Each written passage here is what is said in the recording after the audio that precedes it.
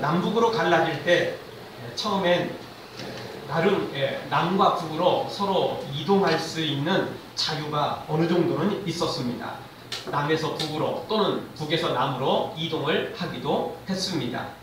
그러나 대체적으로 봤을 때는 북에서 남으로 이동하는 숫자가 훨씬 더 많이 있었죠. 특히나 6.25 전쟁이 발발한 후에는 북한공산당이 낙동강까지 밀고 내려왔다가 다시 압록강까지 밀리기도 했죠. 중국 공산당이 중공이 개입해서 결국엔 지금의 38선까지 후퇴하게 됩니다. 그때 많은 군인들 뿐만 아니라 일반 백성들도 이 철수하는 것은 일대의 문제였습니다. 왜냐하면 북쪽에 남아있다가는 거의 죽는 것이 확실했기 때문에 그렇습니다. 일반 사람들이야 그나마 죽는 일은 없겠지만 아주 이 군인들이나 또는 국가에 어떤 관계된 이런 사람들, 또 민주화 운동을 하는 사람들, 기독교인들은 북한에 남아있다가는 거의 100% 다 감옥이고 또 거의 대부분들은 죽음에 이를 정도로 그렇게 참 어려운 곳이 바로 이 북한이었던 거죠. 이렇게 내가 지금 어디에 소속되어 있느냐, 이 굉장히 중요한 것입니다. 내가 지금 어디에 있느냐 매우 중요합니다. 아무리 민주주의를 주장하고 또 맺힌다 할지라도 저 북한 땅에 있다가는 딱 죽기 십상인 것입니다. 반대로 북한 공산당의 그런 이 공산주의를 주장하는 사람들이 저 북한에 있을 때는 아무 문제 없지만 남한 땅에 들어와서 그걸 외치다가는 어떻게 되죠? 큰 문제를 야기하죠. 요즘에는 그렇게 해도 별로 문제 없이 넘어가는 경우가 많아요. 얼마 전에는 서울시청에서 연설을 하고 그런 것들이 있었는데 거기에 북한에 주장하는 내용들이 상당수 그 연설 내용에 포함되기도 했다는데 지금은 이제 시대가 많이 바뀌었습니다.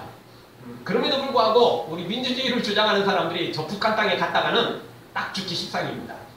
그래서 이 장소, 내가 소속되어 있는 그 장소가 매우 중요한 것입니다. 내가 아무리 착하고 또 착하게 살려고 해도요, 내가 깡패 집단에 속해 있으면 어떻게 되죠? 그거 안 하면 큰일 나요. 그 위에서부터 한 조각 날아옵니다. 큰일 나는 것입니다. 따라서 해야지. 밥값하려면 해야 돼요. 또 밥값 안 하면 잘못하면 죽을 수 있어요. 왜냐하면 입을 막아야 되거든요. 비밀을 지켜야 되는 거거든요. 근데 그런 놈들은 밖에 나가서 비밀을 누설할 가능성이 높으니까 잘못하면 큰일 날 수 있겠죠.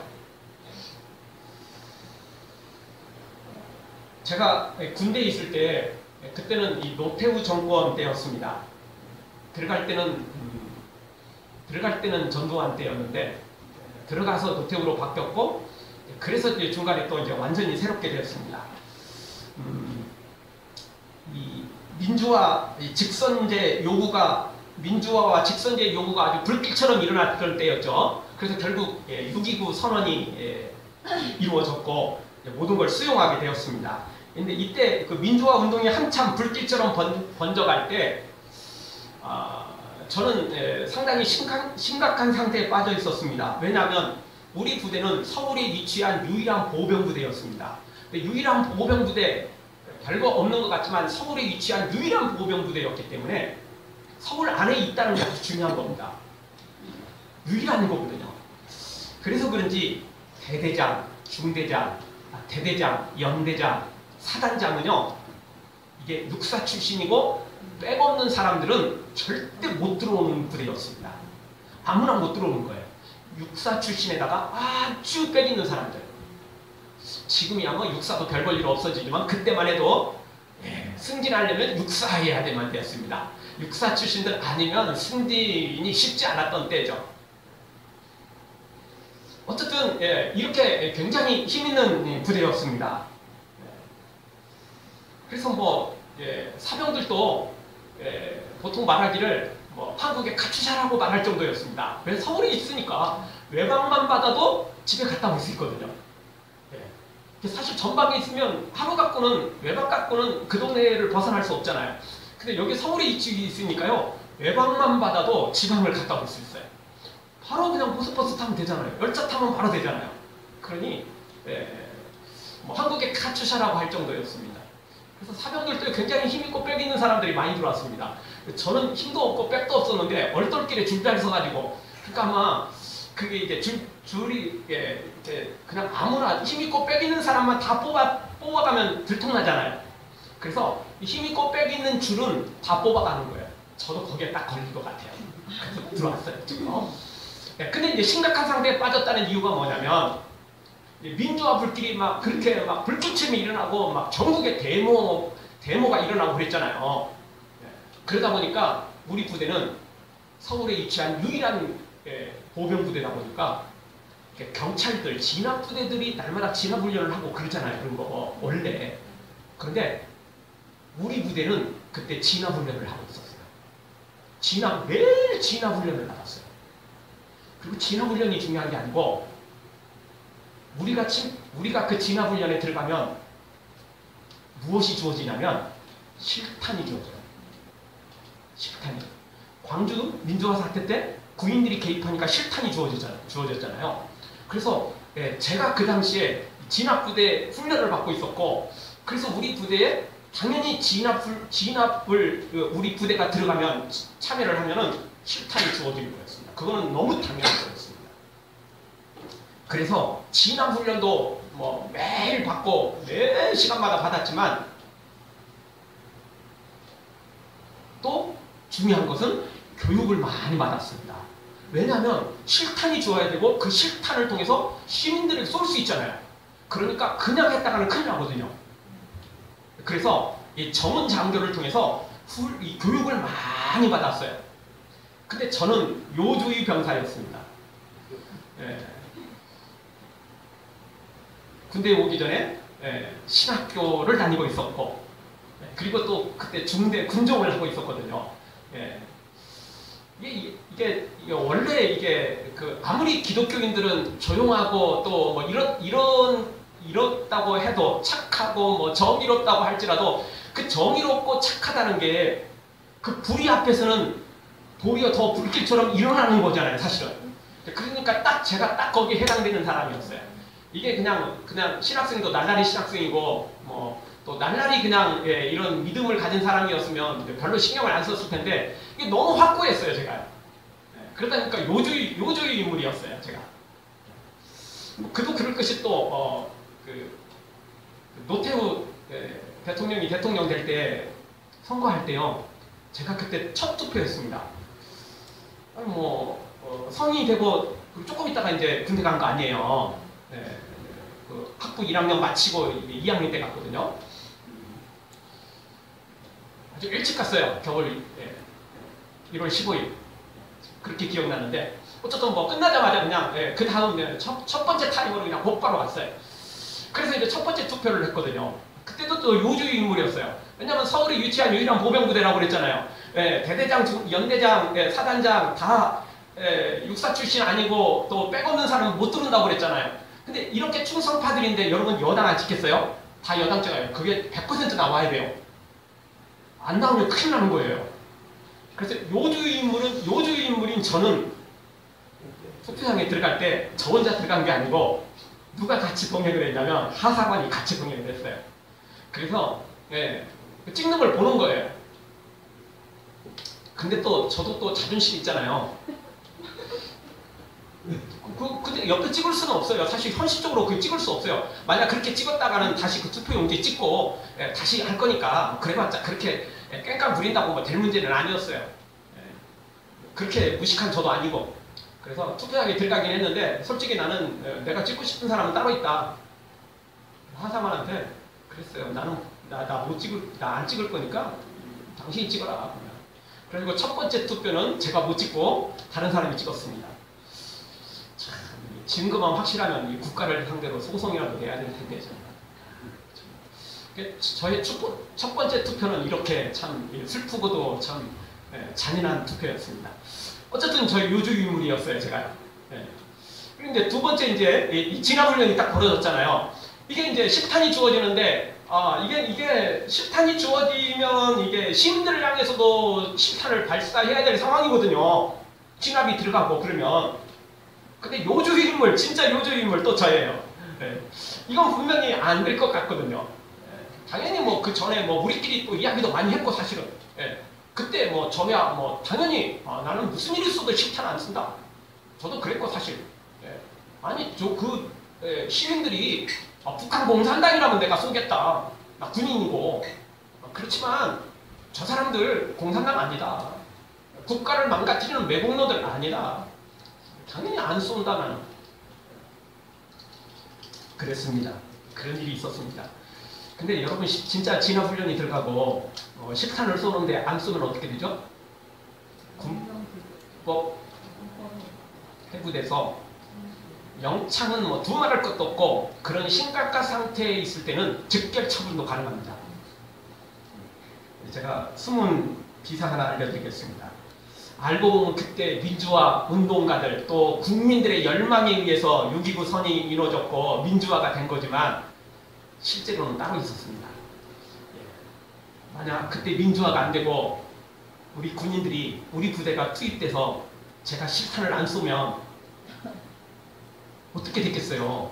영창은 진짜 두말할 거 없고 영창의 문제가 아니라 아마 그때 왜냐하면 저로 한 사람으로 인해서 분위기가 흐트러지면 아주 이상하게 돼버릴 수 있거든요. 그럴 때는 직결 심판도 가능합니다. 직결 사형도 그럴 때는 바로 총살이 가능하거든요. 법으로 그렇게 돼 있습니다. 그럴 가능성도 있었어요. 하나님께서 저를 살리려고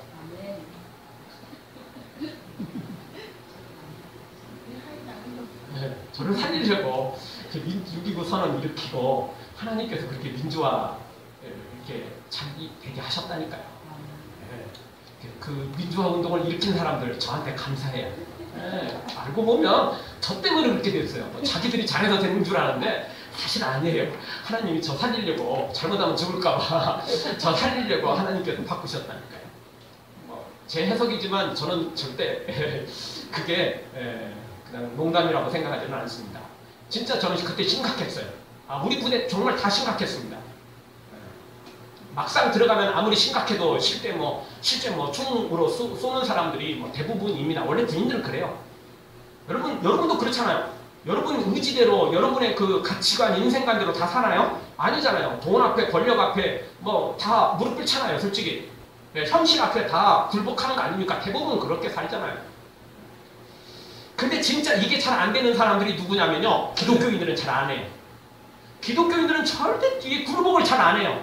그러니까 북한 공산당이 그렇게 기독교인들을 죽이려고 했던 게 뭡니까? 그리고 일제강점기 시절에 일본이 그렇게 죽이려고 했던 사람들이 어디입니까? 교회고 기독교인들이에요. 왜? 기독교인들은 생사를 걸어놓고 이걸 막거든요. 왜냐하면 진리 문제니까. 진리 문제니까. 이게 천국과 지옥의 문제니까 생사를 걸어놓고 이게 막아요. 그러다 보니까 일제강점기 시절에도 6.25 북한 공산당 앞에서도 이게 교회는 그렇게 핍박을 받고 목회자들 또 믿음 좋은 성도들이 그렇게 핍박을 받았어요. 왜냐하면 이게 천국과 지옥 생사 문제니까 아주 생명을 걸어놓고 막거든요. 쉽게 굴복을 잘 안 하죠. 하여튼 제가 군에 있었기 때문에 이게 투표도 내 마음대로 못했고 또 다행히 진압 훈련만 하고 말았지만 진짜 거기까지 갔었으면 아주 일 버릴 뻔했어요. 일 날 뻔했어요. 제 인생이 어떻게 될지 진짜 아주 복잡했던 그런 때였습니다. 그러니까 내가 지금 어디에 소속되어 있느냐는 나의 의지나 가치관이나 인생관에 상관없이 아주 위험한 상황에 빠질 수 있다는 것입니다. 오늘 성경도 소속의 문제입니다. 오늘 성경 4절 중반절에 보면 내 백성아 거기서 나와라 이렇게 주님이 말씀하고 있습니다. 내 백성아, 내 사랑하는 백성아, 내 사랑하는 자녀들아 거기서 나와라. 거기서 나와라. 이렇게 명령하고 있습니다. 거기서 안 나오면 죽을 수 있기 때문이라는 거죠. 그리고 실제 오늘 성경 2절 말씀처럼 무너졌어요. 무너졌도다. 큰 성 바벨론이 무너졌어요. 세상이 무너졌어요. 소돔과 고모라가 무너졌죠. 그러니까 내 백성아 거기서 나오라라고 예수님께서 명령하고 있는 것입니다. 그쪽에 소속됐다가는 큰일 난다는 거죠. 바벨론에 소속되어 있다가는 큰일 난다는 것입니다. 세상에 소속되어 있다가는 소돔과 고모라 소속되어 있다가는 큰일 나다는 것입니다. 아무리 한국의 카투사라고 해도 유일한 서울에 위치한 유일한 보병부대라 해도 투표 때는 진압훈련이 들어가 버리면, 진압에 실제 들어가 버리면 아주 위험한 동네예요. 그 소속이. 평소에는 좋지만 결정적인 순간에 아주 위험한 동네라니까요. 평소에는 세상 살아가는데 좋은데 이 결정적인 순간에 생사가 걸린 문제가 있기 때문에 거기서 나오라! 오늘 성경이 우리에게 강력하게 경고하고 우리에게 말씀해 주고 있는 것입니다. 사랑하는 성도 여러분 재앙받을 자리, 죽을 자리, 심판받을 자리, 그 자리에서는 반드시 나오고, 그래서 생명의 자리로, 은혜의 자리로 나아오는 하나님의 사람들 되어지기를 주의 이름으로 축원합니다. 자, 그러면 그곳이 도대체 어떤 곳이길래 내 백성아 거기서 나오라 라고 주님이 강력하게 경고하시고 명령하십니까? 2절 말씀 보니까 그곳은 악한 영이 모여있기 때문에 그곳에서 나오라고 말합니다. 2절을 한번 보십시오. 2절 우리 한 목소리로 읽겠습니다. 힘세는 음성으로 외쳐가로되 무너졌도다 무너졌도다 큰 성 바벨론이여, 귀신의 처소와 각종 더러운 영에 모이는 것과 각종 더럽고 가증한 새에 모이는 곳이 되었도다. 아멘. 왜 나오라고 합니까? 더럽고 각종 악한 귀신이 그곳에 있기 때문에 그렇습니다. 그래서 2절 말씀 중간절에 보니까 귀신의 처소와 각종 더러운 영이 모이는 것과 각종 더러운 가증한 새들이 모이는 곳, 한마디로 이게 사탄의 총본산지였어요. 악의 소굴이었어요. 이게 바벨론이고 또 소돔과 고모라이며 이곳이 바로 심판받을 장소였다라는 것입니다. 이곳이 애굽이며 이곳이 바벨론이고 이곳이 바로 소돔과 고모라였다라는 것입니다. 그러니 거기서 빨리 나오라는 겁니다. 당연히 나와야 됩니다. 왜? 거기는 멸망받을 장소이기 때문에. 그래서 오늘 2절에 보니까 무너졌도다 무너졌도다 두 번이나 반복하는 이유는 이게 무너진 게 심각한 거예요. 적당히 기둥 하나가 흔들려서 금가서 조금 무너지고 기울어지고 이 정도가 아니에요. 팍싹 무너졌어요. 아무도 살 수 없어요. 완벽하게 무너졌다는 거죠. 아무도 살 수 없어요. 단 한 사람도 요행을 바랄 수 없을 만큼 무너져 버리는 거죠. 그러니 이곳에서 빨리 나오라는 겁니다. 여러분 소돔과 고모라 성이 무너질 때 그 무너지기 직전에 누가 거기에 있었습니까? 아브라함의 조카인 롯이 그곳에 있었습니다. 아무리 롯이 믿음을 가지고 있는 사람이었고 물론 약간 믿음이 흔들리는 상황이긴 했지만 그래도 믿음은 있었거든요. 정말 개떡 같은 믿음이지만 날라리 믿음이지만 그래도 믿음은 있었어요. 그래 아무리 믿음 가지고 있어도 소돔과 고모라 성에 그대로 있다가는 어떻게 돼요? 죽어요. 죽는다고요. 똑같이. 그래서 하나님께서 아브라함의 기도 부탁도 있고 또 믿음을 가지고 있었고 그래서 하나님 천사를 보내서 롯을 끄집어 냅니다. 나와야 돼요. 나와야 돼요. 심판받을 자리에서는 나와야 돼요. 나 믿음 있는데요. 나 어디든지 나 믿음 있으니까 나 예수님 모시고 어디든지 갈래요. 뭐 예수님 모시는 곳이 천국이고 뭐 초가상관도 예수님 모시면 뭐 다 천국이죠. 뭐 소돔과 고모라도 예수님 모시고 살면 괜찮아요. 아닙니다. 절대. 그 착각에 빠지지 마십시오. 아무리 예수님을 모셔도요. 장소가 중요한 겁니다. 소돔과 고모라 있는데 예수님 모신다는 건 말이 안 되는 거예요. 진짜 예수님을 모셨다면 소돔과 고모라에서 떠나는 거예요. 진짜 예수님을 모셨다면 큰 성 바벨론에서 애굽에서 세상에서 떠나게 돼 있어요. 예수님 모셨다고 말하면서 나는 어디든지 예수님만 모시고 살 수 있어요. 아니에요. 예수님 모셨으면 어떻게 소돔과 고모라에 있어요? 큰 성 바벨론에 어떻게 있어요? 있을 수 없어요. 예수님 모시고 있는데 어떻게 애굽에 계속 있어요? 있을 수 없어요. 가나안 땅을 향하여 출발해야죠. 천국을 향하여 달려가야죠. 그게 예수님을 모시는 사람들의 특징인 것이죠. 그런데 많은 사람들이 이 소돔과 고모라 바벨론을 떠나지 못합니다. 이유가 뭐죠? 그곳에 너무 좋은 것들이 많기 때문에 그렇습니다. 그곳에 돈이 있고 그곳에 쾌락이 있고 그곳에 성공이 있기 때문에 그렇습니다. 그래서 믿음을 가진 롯조차도 떠나지 못하고 있었어요. 왜? 그곳에 기름진 땅이 있고 돈이 있고 너무 좋은 것들이 많이 있었기 때문에 그곳을 떠날 수가 없었어요. 믿음을 가진 롯조차도 말입니다. 원래 죄라는 거, 쾌락이라는 거, 성공이라는 거, 돈이라는 것은 마약과 같습니다. 처음에 안 들어가면 좋지만 한번 중독되면 어떻게 되죠? 떠날 수 없어요. 자기 의지로는 떠나는 게 거의 불가능할 정도예요. 그게 마약에 중독됐을 때 현상이죠. 죄에, 돈에, 성공에 쾌락에 중독되기 시작하면요, 절대 자기 스스로 빠져나오는 건 불가능한 일입니다. 떠날 수가 없어요. 우리가 떠나는 것은 우리 힘으로 떠나는 게 아니고 우리에게 성령님께서 찾아오셔서 떠날 힘을 주시는 거죠. 천사가 롯의 손을 붙잡고 그냥 막 뒤돌아보고, 그래서 실제 롯의 아내는 뒤돌아보다가 소음기둥이 돼버렸잖아요. 이끌고 가는데도 뒤돌아보는 거예요. 왜? 거기 놔두고 온 집, 화려한 장식품들, 가구들, 이런 좋은 것들을 다 놓고 왔으니 발이 안 떨어지는 거예요. 뒤돌아보다가 소금기둥이 되고 말았죠. 이렇게 세상의 것들 중독되면 사실 나오기가 힘들어요. 또 나오다가 또 뒤돌아보다가 또 그쪽으로 다시 달려가는 이런 미련한 사람들이 생기는 것입니다.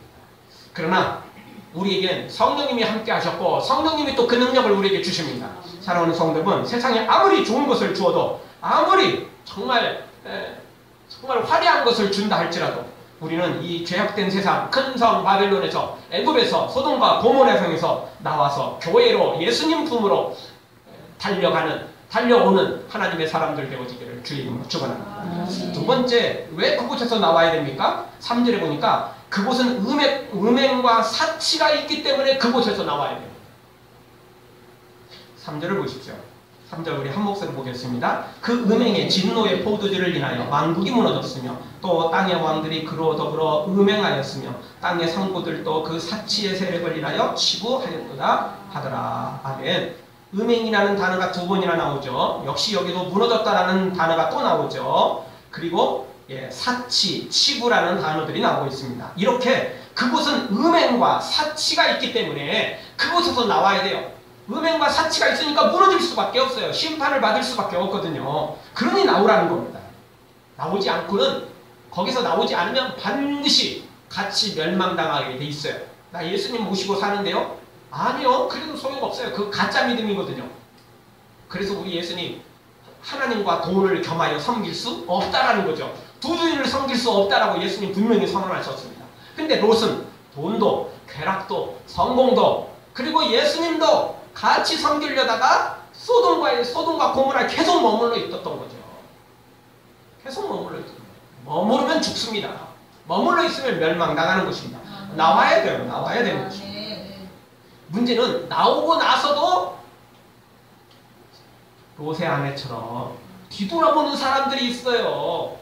그걸 못내 아쉬워가지고 꾸역꾸역 그걸 가지고 오는 사람들이 있어요. 교회 안까지 돈을 가져오는 사람, 교회 안까지 음행을 가져오는 사람들이 있더라는 겁니다. 이게 문제예요. 이게 문제예요. 돈을 좋아하고 권력을 좋아하던 가룟 유다가 예수님의 제자로 들어오더라는 거예요. 그래서 예수님의 제자 3년 동안 배웠는데도 불구하고 결국은 돈 받고 팔잖아요. 그럼 교단에서 총회장이나 또 교회 연합 회장 뽑는데 이게 옛날 그 국회의원 선거보다 더하면 더했지 덜하지 않다는 게 공공한 비밀입니다. 10억 이상이 들어간다는 것은 공공한 비밀입니다. 아니 이게 뭐 옛날 국회 선거입니까? 말이 안 되는 소리예요. 말이 안 되는 소리.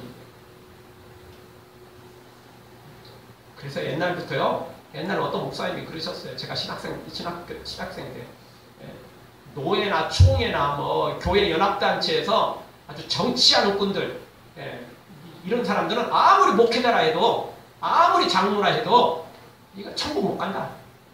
천국 못 간다. 그 말이 절대 틀린 말이 아닌 것 같습니다. 교회 안에 이렇게 음행과 사치를 들고 들어오는 사람이, 가지고 들어오는 사람들이 있더라는 거예요. 이렇게 세상만 있는 게 아니고 교회 안에 들어오더라는 겁니다. 많은 대형교회 목회자들이 최고급 아파트에, 최고급 차에, 최고급 호텔 음식에, 또 해외 골프까지 정신 나간 목회자들이 생각보다 많다는 겁니다. 이유는 무슨 성격이고. 여러분, 목회자들이 회의하는데 교회에서 회의하지 왜 호텔 가서 회의합니까? 호텔이 그렇게 좋아요? 그리고 호텔은 되게 비싸요. 여러분 호텔에서는 커피 한 잔 마셔도 엄청 비싼 거 알고 계시죠? 자리값입니다. 네, 진짜 비쌉니다.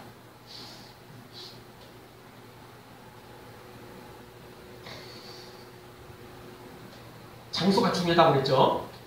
장소도 중요한데요. 아무리 교회 안에 있어도요. 여전히 세상 것들 끄집어 오면 여전히 장소도 중요하지만 여전히 그 마음도 중요한 것입니다. 왜냐하면 남한 땅에 있어도 북한에 간첩이 오거든요. 당연히 북한 땅에도 남한에서 보낸 간첩이 있는 거예요. 그냥 뭐 간첩이라는 말이 이제 북한에만 해당되는 건 아니고 북한 입장에서 보면 남한 사람이 올라가면 그게 정보원이 가면 역시 북한 입장에서도 간첩이겠죠. 예, 그거는 뭐 입장 바꿔놓고 생각하면 뭐 똑같은 겁니다. 어쨌든 예, 남한 땅에 있다 할지라도 다 남한 사람은 아니라는 겁니다. 다 민주주의를 주장하는 사람은 아니라는 겁니다. 북한의 공산주의를 주장하는 그런 사람들이 있더라는 겁니다. 예수님의 제자라고 다 똑같은 사람이 아니었고 가룟 유다가 있더라는 거예요. 발람 선지자 가운데 있더라는 겁니다. 아나니아와 삽비라처럼 그렇게 교회 안에 있더라는 거예요.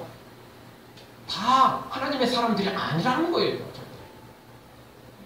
사랑하는 성도 여러분, 음행과 사치 바로 거기서 나와 예수님처럼 거룩하게 검소하게 베풀며 나누며 사랑하며 섬기는 하나님의 사람들 되어지기를 주의 이름으로 축원합니다. 마지막 세 번째로 생각할 수 있는 것은 따라서 거기서 나와 죄에 참여하지 말아야 된다는 겁니다. 아까 말씀드렸던 것처럼 장소가 중요하지만 장소보다 더 중요한 건 아무리 교회 안에 있어도 아무리 예수님 주여 주여 외친다 할지라도 죄에 참여하고 있다면 아무 소용없다는 거예요.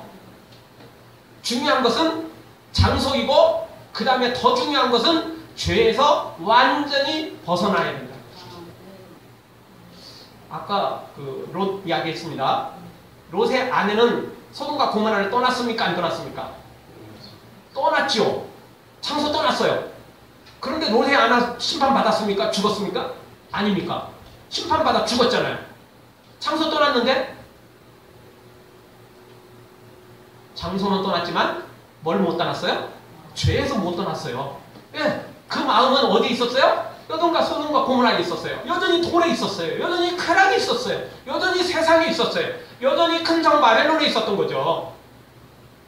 그러니까 1차적으로는 장소가 중요하지만 2차적으로는 뭐가 중요하다고요? 우리의 마음이 중요하다는 거예요. 진짜 영적 소속이 중요하다는 거죠. 죄에서 떠났느냐, 죄하고 결별했느냐, 이것이 더 중요하다는 것입니다. 그래서 두 가지 다 떠나야 돼요. 장소에서 떠나고 죄에서 떠나야 되죠. 그래야만 온전한 구원에 이를 수 있는 것입니다. 롯의 아내처럼 장소는 떠났는데 죄에서 못 떠나면, 세상에서 못 떠나면, 돈과 쾌락과 성공에서 못 떠나면, 큰 성 바벨론에서 못 떠나면 동일하게 시간의 차이일 뿐이고 장소의 차이일 뿐이지 심판받는 것은 매일 마찬가지라는 것입니다. 그래서 오늘 4절에서 내 백성아 거기서 나오라 이렇게 우리에게 명령하고 있는 것입니다. 여러분 교회라는 말이, 교회라는 단어가 헬라어로 에클레시아라는 단어입니다. 이게 무슨 뜻이냐면 밖으로 불러 모았다. 밖으로 불러 모았다는 거예요. 그러니까 어떤 장소가 있는데 그 장소가 안 되니까 거기서는 큰일 나니까 밖으로 불러서 모았어요. 따로 모았어요. 바로 어디 밖으로 불러 모았어요? 큰 성 바벨론 밖으로, 소돔과 고모라 밖으로, 세상 밖으로 불러 모았는데 그 모임이 어떤 모임이라고요? 교회, 성도.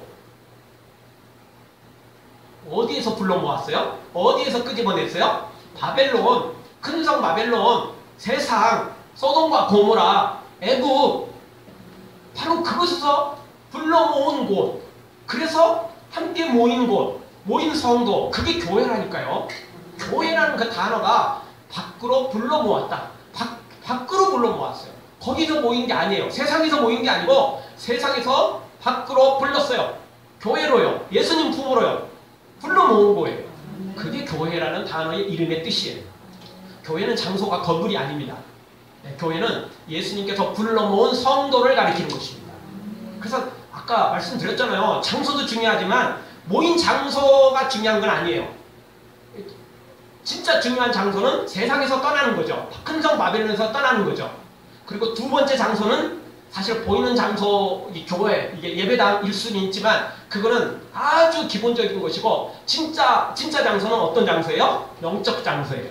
예수님과 함께 모이는 장소, 죄하고 결별된 장소, 거룩한 장소, 은혜가 있는 장소, 천국을 소망하는 장소, 바로 그런 장소를 가리키는 거죠.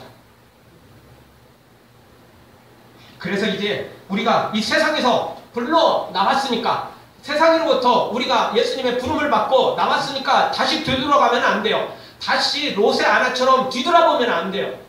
그러면 큰일 나죠. 이제는 우리가 세상 밖으로 나왔으니까, 큰 성 바벨론 밖으로 나왔으니까 이제는 교회 안에서, 이제는 예수님 안에서 진짜 예수님을 닮아가야 돼요. 그래서 오늘 우리가 교회를 교회되게 만들고 예배를 예배되게 만들어야 돼요. 그냥 교회 이름 십자가 세워놓고 교회 이름 붙여놓고 그냥 예배 참석해서 그냥 예배자가 됐다라고 착각에 빠지면 안 돼요. 진짜 교회를 교회되게, 예배를 예배되게 만드는 사람, 이게 바로 죄에서 떠나서 장소는 두말할 것도 없이 완전히 죄에서 벗어나서 예수님 품으로 예수님을 닮아가는 예수님의 사람, 하나님의 사람, 성령의 사람이 되어야 진짜 하나님의 사람이 될 수 있는 것입니다. 사랑하는 성도 여러분, 이제 세상에서 나와 교회로 부름받은 우리, 밖으로 부름받은 우리, 장소에서 떠날 뿐만 아니라 영적 장소인 예수님의 품으로 완전히 들어가 교회를 교회되게 만들고 예배를 예배되게 만드는 하나님의 사람들로 세워지기를 주의 이름으로 축원합니다. 아멘. 기도하겠습니다. 통성으로 함께 기도하며 나갈 때